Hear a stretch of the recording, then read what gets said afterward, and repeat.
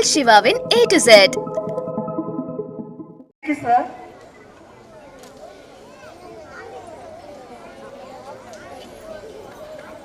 மாணவர்களுக்கும் மேலான தமிழ் தாயை வணங்கி அவையோர் அனைவருக்கும் என் முதற்கண் வணக்கத்தை தெரிவித்துக் கொள்கிறேன்.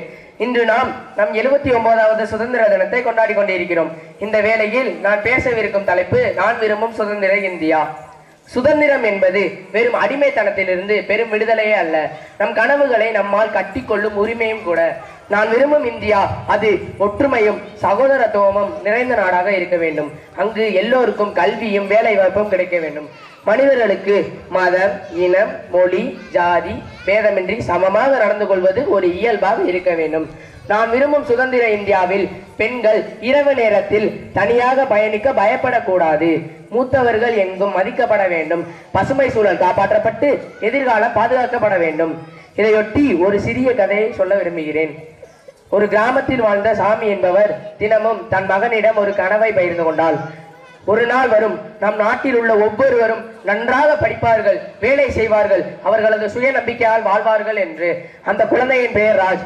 அந்த வார்த்தைகளை மனதில் கற்பனை செய்தான். பள்ளிக்கு சென்றான். விரைந்து வளர்ந்து ஒரு ஆசிரியராக ஆனார்.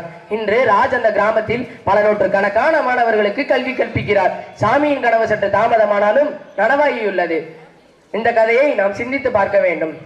சுதந்திரம் என்னும் சூரியன் ஒளிர, சுதந்திரம் என்னும் சூரியன் ஒளிர, நம்பிக்கையின் விதைகள் முளைக்கட்டும், கல்வி ஒளி வானாக விரிய, எட்டாத கனவுகள் நனவாகட்டும், பசியின்றி பசுமை நாட்டும், விவசாயியின் முகம் சிரிக்கட்டும், பெண்கள் பயமின்றி நடக்க, குடிகள் மகிழுடன் வாழட்டும், ஊழல் என்ற இருள் ஒளியாய் போக, ஒற்றுமை என்ற ஒளி மனதில் ஒலிக்க, இளைஞர் எழுச்சி நம்மை தூக்க, புதிய பாரதம் பொலிவோடு எழட்டும், சாதி மதம் எல்லாம் கடந்த மனிதம் பேசும் பாரதம் வரட்டும், கனவுக்குள் அல்ல உண்மையாய் என் இந்தியா உயரட்டும். அந்த இந்தியாவை உருவாக்குவதற்கு நாமே காரணமாக இருக்க வேண்டும். நாம் மாற்றத்தை எதிர்பார்க்க வேண்டியதில்லை, நாம் தான் அது மாற்றமாக வேண்டும். சாமியின் மகன் ராஜ் போல நாமும் நம் பங்கை கொடுக்க வேண்டும். வரலாறு படைத்தவர்களை பற்றி படித்து பேசி தெரிந்தது போதும். இனி வரும் காலங்களில் நாம் வரலாறு படைப்பவர்களாக திகழ்வோம் என்று உறுதி கூறி விடைபெறுகிறேன். நன்றி, வணக்கம்.